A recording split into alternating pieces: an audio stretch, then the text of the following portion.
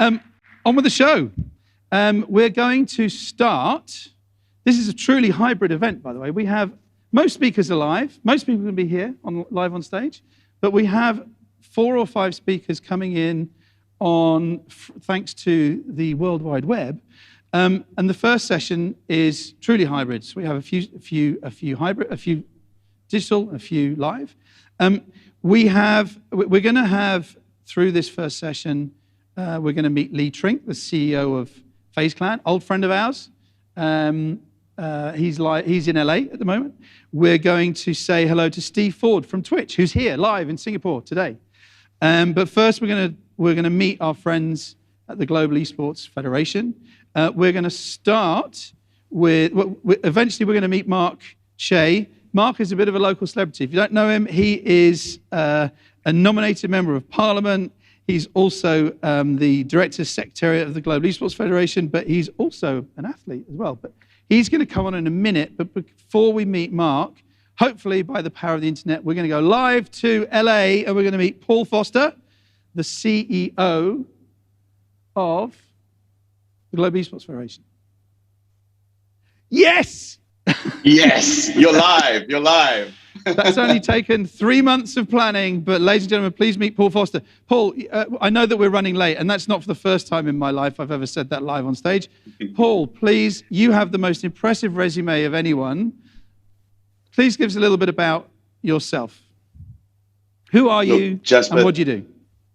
Totally. Good morning, Jasper. Good morning, Singapore. It's great to be in Singapore from California, coming to California. Congratulations to Singapore. Congratulations. I think you said it 300 times, Jasper. You're live. It's unbelievable. Congrats to Brandon. Congrats to everyone. That's far more important than who I am. We're back live. That's cool. Congrats to everyone at Team Singapore. Yeah, 20 years in the Olympic movement. I'm from Sydney, Australia, and 20 years in the Olympic movement, and then 10 years in consulting and big events, World Expo on at the moment in Dubai and other things like that, and then got a phone call to come and get started and have a look at esports, and here I am out of our headquarters, our global headquarters at Singapore as the Chief Executive, Jasper. Brilliant. Well, welcome to Gaming Matters. Paul, first question, what was the first game you ever played? I can't do it as well as you did. It's a trifecta, and it's an 80s trifecta. So it's all about Space Invaders, Pac-Man, and Galaga, and everyone knows that. So that was just amazing, and we never went back from that. Fantastic. And Paul, for people who don't or aren't so aware of the Global Esports Federation, who are the Global Esports Federation? What is your mission? And who's involved in the Global Esports Federation? Yeah, thanks, Jasper. And we're proud of this. We kicked off on the 16th of December 2019 in Singapore. We launched not far from where you are right now at Suntec. And that day that we launched, we had 940 million hits across our social platforms, and we knew we were alive. Our organization now has 105 member federations. Mark Chay, as you mentioned, Jasper will speak about this a bit later, but he leads a team that has really gone around the world virtually, as you said, hybrid, virtually and in person, talking to folks. So 105 member federations around the world, and as well as that, 24 partners and partners that help us tell our story around the world.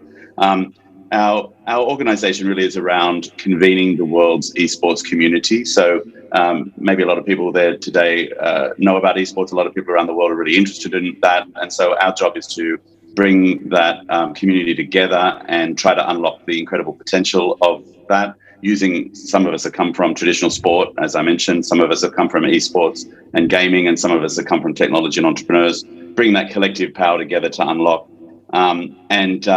For sure, we have great events in our portfolio, Jasper, across the world.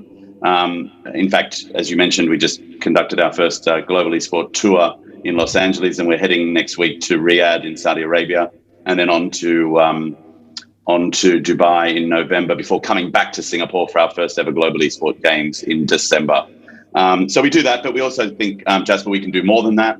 And we think that we can light up the world and share a lot of connections with our what we call our global social impact initiatives. And these are things that you talked about before, Jasper, around education, around the future of work, around inclusivity, and our 5 very powerful guiding universal values around equality, fair play, diversity, inclusion, and importantly as well, innovation. So that's kind of a quick snapshot, I guess, Jasper, about what we are and who we are and what we do. Brilliant. So Paul, thank you for that. Now you mentioned the Global Esports Games taking place in Singapore later this year. So that's a great segue to be able to bring Mark Chay up on stage now. And this is now going to be my first ever live hybrid interview. So let's see how this goes. Ladies and gentlemen, please meet Mark Chay.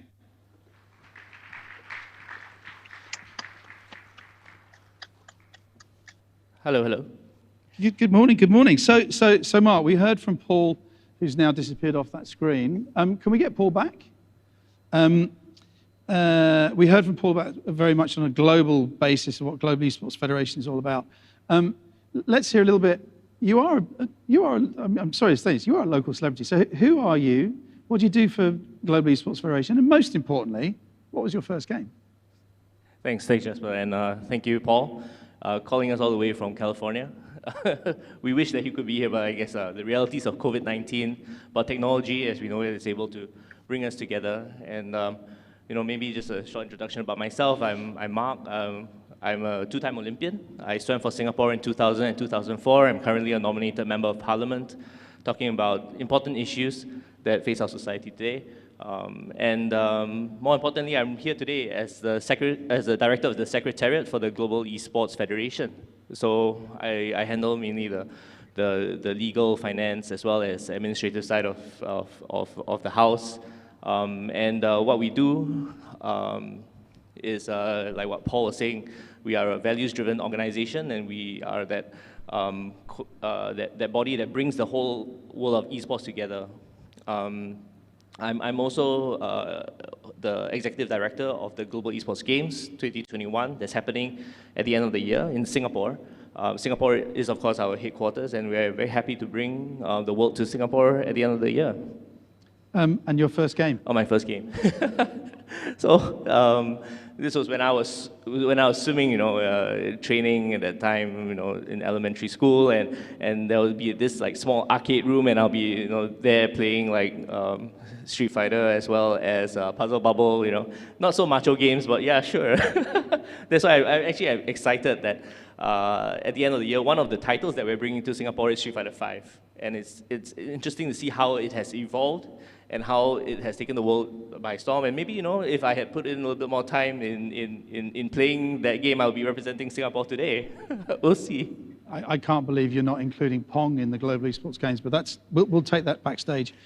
So Mark, tell us a little bit more. I know we're going to talk about the games, but tell us a little bit more about Global Esports Federation's mission in this part of the world, in Asia Pacific. Well, the mission is global. Right? We want to increase the credibility, legitimacy, and prestige of esports, and we do that by bringing the world of esports together. In particular, in the Asia Pacific, we see a lot of growth in not only just the esports industry, but in terms of participation in esports. The gamers are here, the viewers are here, the people who actually attend and play and participate in esports are growing.